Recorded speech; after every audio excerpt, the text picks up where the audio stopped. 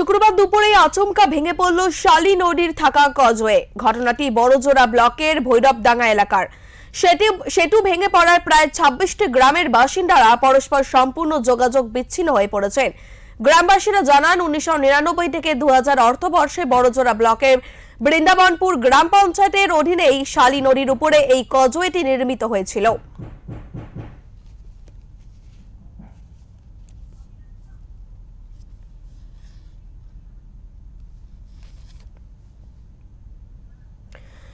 শুক্রবার দুপুরে আচমকা ভেঙে পড়ল শালী নদীর থাকা কজওয়ে। ঘটনাটি বড়জোড়া ব্লকের ভৈরবডাঙ্গা এলাকার। সেতু ভেঙে পড়ায় প্রায় 26টি গ্রামের বাসিন্দারা পরস্পর সম্পূর্ণ যোগাযোগে বিচ্ছিন্ন হয়ে পড়েছেন।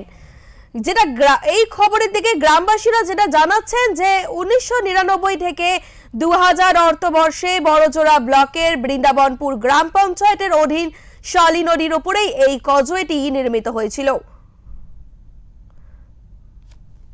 আপনাদের আরো একবার জানিয়ে রাখি যে আচমকাই ভেঙে পড়ল শালী নদীর কজওয়ে। শুক্রবার দুপুরেই আচমকা ভেঙে পড়ল শালী নদী থাকা কজওয়ে।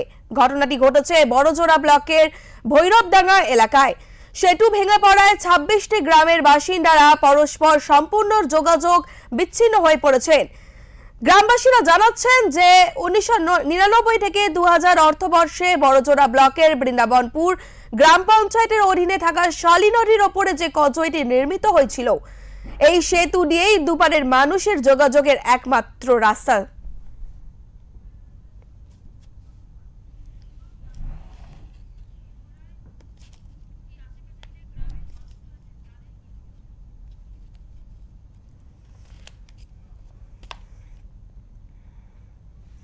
আমাদের সঙ্গে রয়েছে আমাদের প্রতিনিধি শুভম কর্মকার। শুভম, তোমার থেকে জানতে চাইবো যে আচমকাই সেতু ভেঙে পড়ার কারণে আশেপাশে থাকা গ্রামের মানুষদের কতটা সমস্যার মুখে পড়তে হচ্ছে তাদের। দেখো, ঘটনাটি ঘটেছে কিন্তু গতকাল দুপুর নাগাদ আচমকাই কিন্তু যে ভাষাপল্লী রয়েছে বড়জোড়া ব্লকে, সেটি কিন্তু আচমকাই ভেঙে পড়ে, যার ফলে বেশ কয়েকটি গ্রামের মানুষ পুরোপুরিভাবে যোগাযোগ বিচ্ছিন্ন হয়ে পড়েছে। বলা যেতেই পারে এক প্রকারে প্রায় 26 থেকে 30টি গ্রামের মানুষ পুরোপুরিভাবে যোগাযোগ বিচ্ছিন্ন হয়ে পড়েছে। তাদেরকে ঘুর পথে আসতে হচ্ছে বড়জোড়া ব্লকের থানা বা সেই বিডিও অফিস বা অন্যান্য দরকার ক্ষেত্রে। সব থেকে বড় বিষয় হচ্ছে গতকাল দুপুরবেলায় যখন ঘটনাটি ঘটে, তৎক্ষণাৎ কিন্তু স্থানীয় বাসিন্দারা স্থানীয় প্রশাসন থেকে শুরু করে বিধায়ককে খবর দেন এবং বিধায়ক ঘটনাস্থলে পৌঁছে পুরো বিষয়টি পর্যবেক্ষণ করে দেখেন। এবং যেটা আমরা স্থানীয় সূত্রে জানতে পারছি যে এটা 1999 সালে এটি তৈরি হয়েছিল এবং তৈরি হওয়ার পর যেটা আমাদেরকে বিধায়ক জানিয়েছেন গতকাল, যে এটি কিন্তু রক্ষণাবেক্ষণ এবং পুনর্নির্মাণের জন্য কিন্তু আবার নতুনভাবে টেন্ডার হতো, কিন্তু তার আগেই কিন্তু এটি আবার ভেঙে পড়লো, যার জেরে বেশ কয়েকটি গ্রামের মানুষ কিন্তু যোগাযোগ বিচ্ছিন্ন হয়ে পড়েছে।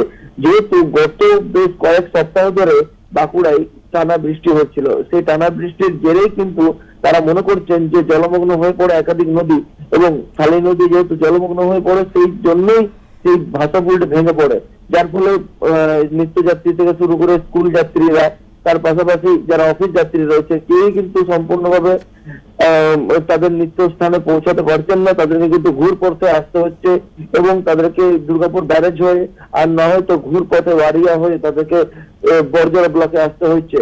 এক কথায় বলা চলে, এই যেহেতু এই সবজি চাষেও কিন্তু অনেকটা ক্ষয়ক্ষতি এটা দেখা দিয়েছে। তার কারণ হচ্ছে যেহেতু জলমগ্ন হয়ে পড়েছে পুরো এলাকা এবং বেশ কয়েকদিন ধরেই যেহেতু বাঁকুড়া জেলা জলমগ্ন হয়ে চলেছে, সেহেতু এই ব্রিজটি ভেঙে পড়ে এবং ব্রিজটি ভেঙে পড়ার ফলে তারা কিন্তু অনেকটাই সমস্যার সম্মুখীন হতে হচ্ছে তাদেরকে।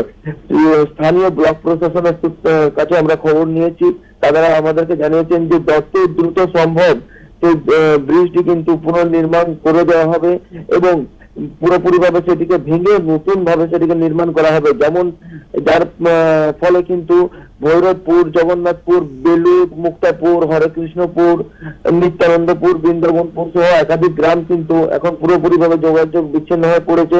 এখন তারা মনে করছেন এই ব্রিজটি যদি দ্রুত সংস্কার না করা হয় তাহলে কিন্তু তাদেরকে ভবিষ্যতে আরো ভোগান্তির শিকার হতে হবে।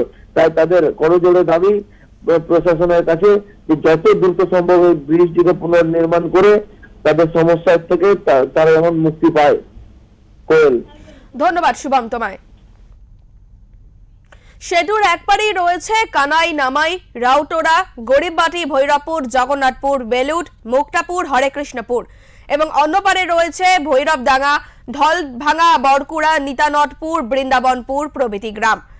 বাসিন্দারা যেটা জানাচ্ছেন যে স্কুল, কলেজে, হাসপাতালে বাসের যোগাযোগ সব সেতু পেরিয়ে যেতে হয়।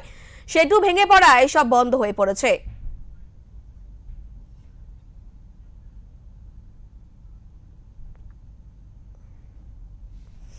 এটা গুরুত্বপূর্ণ, মানে দারুণ গুরুত্বপূর্ণ। এই পাড়ার মানুষের সঙ্গে এই পাড়ার একদম প্রতিনিয়ত সারাদিন সব সময় যোগাযোগ। এই যোগাযোগ ব্যবস্থাটা বিচ্ছিন্ন যদি থাকে দীর্ঘদিন, তাহলে আমার মনে হয় যে এলাকার অবস্থাটাই সম্পূর্ণ খারাপের দিকে চলে যাবে। আজকে দারুণ অবস্থা।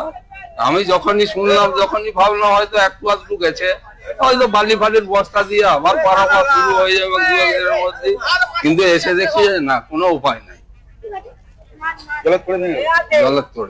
জলের তোড় এমন কিছু থাকে না। জলের তোড় কোথায় কি বলবেন, এখন তো নদীতে বান আসে নাই, স্বাভাবিক জল পড়ছে। এই স্বাভাবিক জল যাওয়ার মধ্যেই ভেঙে গেল।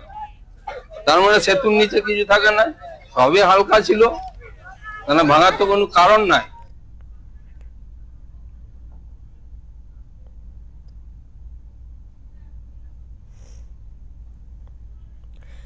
সেতু ভেঙে পড়ায় সার্বিক ঘটনা নিয়ে বড়জোড়ার বিধায়ক অলোক মুখোপাধ্যায় কি জানিয়েছেন শোনাবো আপনাদের। সেতুটা এরকমই অবস্থা হয়েছিল, এবারে ভেঙে পড়ে যায়নি, কিন্তু এখানে যেটা গ্রামের মানুষের সমস্যা সেটা হচ্ছে অনেকগুলো গ্রামের কমিউনিকেশন নষ্ট হয়ে যাচ্ছে। ওইদিকে গরিববাটি, ভৈরবপুর, তারপরে রাওতলা, কানাই, নামাই, জগন্নাথপুর, নদীমুখা, বেলুড়, সলডাঙ্গা, এতগুলো গ্রাম আছে, যে গ্রামগুলোর কমিউনিকেশনটা কিন্তু শেষ হয়ে যাচ্ছে, যোগাযোগ বিচ্ছিন্ন অবস্থায়। ঠিক আছে, এটা সেচ দপ্তরেও জানানো হয়েছে। এই সেতু অনেকদিন আগেই করা হয়েছিল এবং সেতুটা যখন করা হয় ওভারব্রিজের দাবি ছিল, কিন্তু ওভারব্রিজ করা হয়নি। যেভাবে পোলটা হয়েছে সেই পোলটা ক্ষতিগ্রস্ত হয়ে গেছে কোন রকমের। এর আগে একটা টেম্পোরারি বাঁধ দেওয়া হয়েছিল, কিন্তু টেম্পোরারি বাঁধ হলে থাকবে না।